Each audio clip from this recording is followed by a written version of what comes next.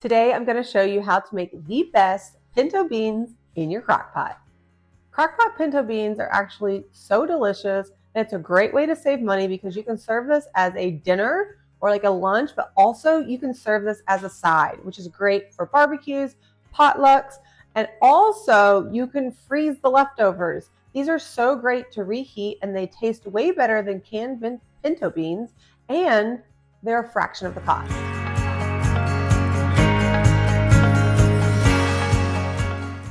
Hi, I'm Carrie with eatingonadime.com, and we're on a mission to help families eat well on a budget. And this recipe does just that. Now you can find the full recipe linked below, or you can always go to eatingonadime.com and search pinto beans and it will pull right up. Before we get started, I do want to mention that if you love your slow cooker just like me, you might want to grab our slow cooker digital cookbook. I have that linked for you. It's half price right now, but it includes I think 50 recipes that are slow cooker delicious. So if you love slow cooker, you might want to grab that too, and we have that linked for you as well. For this recipe, we're going to start with 1 bag of pinto beans. This is 1 pound. Now guys, this stuff is cheap. We saw that locally you can get the off-brand for just $1, but you should be able to grab a bag for less than $2, depending where you live. I know we live in Oklahoma, and it's grocery prices seem to be a little bit nicer, but the point is it's a lot cheaper. So what I'm going to do, first things first, is I'm going to spread out the pinto beans on a, what is this thing called? A cutting board. And we're just going to spread them out and pick off any, if there's rocks, like I just found one, and any of the beans that look kind of gross, we're going to remove those from this plate. Okay, so I just go through and see, you might see some weird things, just take them out. I kind of like to get out any of the beans that look a little weird. Just a quick go through. Don't stress about it. Okay, I think they look pretty good now. Now this is why I love these cutting boards, because you can just fold them in. We're going to strain them and rinse them off. So we're going to get them nice and rinsed. Get any dirt or anything off of the beans. Now we're just going to take those beans and dump them right into a 6-quart crock pot. You need at least a 6-quart. Don't do a 4-quart because there's just not enough room with all the liquid and when they expand. So you're going to feel like it isn't enough, you got plenty of room, but just stick with that 6-quart. We're going to add half of a yellow onion chopped. And I'm just doing a half. So I'm going to cut these off and move them out of the way. And I'm going to use my food chopper. Love this thing.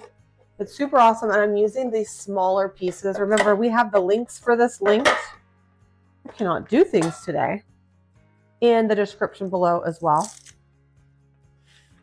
So we're just going to cut up this onion. I like to cut them in half again, so like quarters. And I put them triangle down. And it gives you those pretty onion pieces.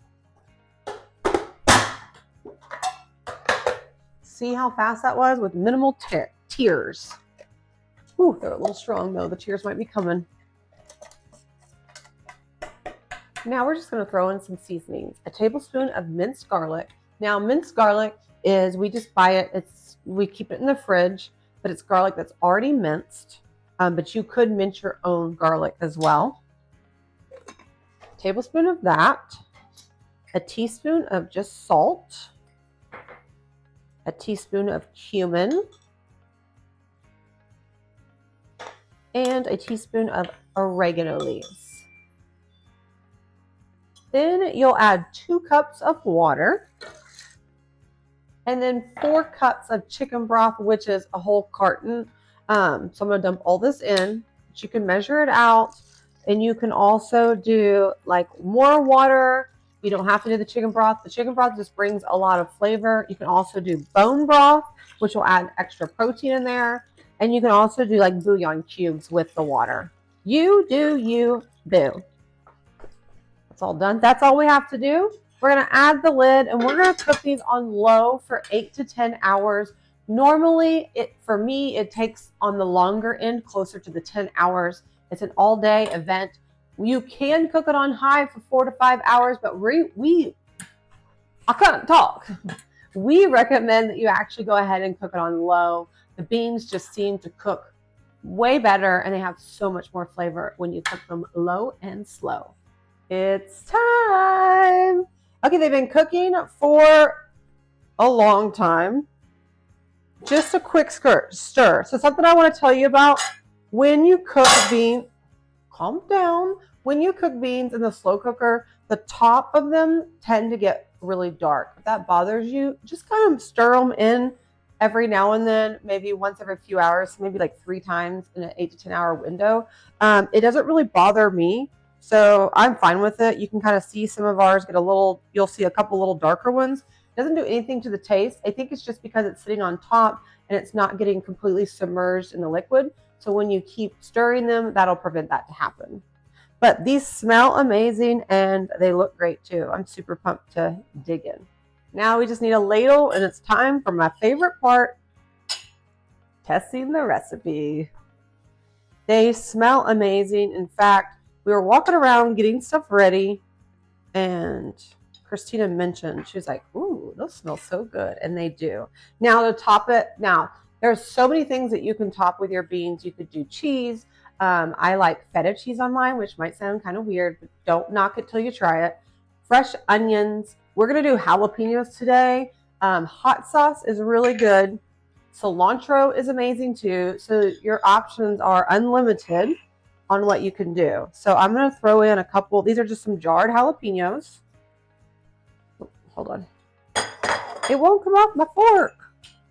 Throw a couple of those in the middle. And then I like to take a little bit of the jalapeno juice and pour it right on top. Just a little bit. But also hot sauce. We were just talking about how one of my favorite things that my dad had at his restaurant was pinto beans. And I would love this with some like hot sauce sprinkled on top. Okay, let's try it out.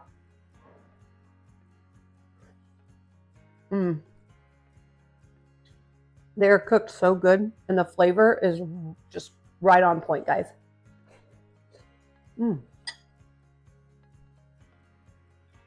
Sorry, they're really, really hot. Okay, friends, I've got to go eat me some beans, but I did want to let you know that we also love serving it with cornbread or our cornbread muffins. I'm going to have both of those linked for you as well. But guys, that's how easy pinto beans are. Isn't that so easy?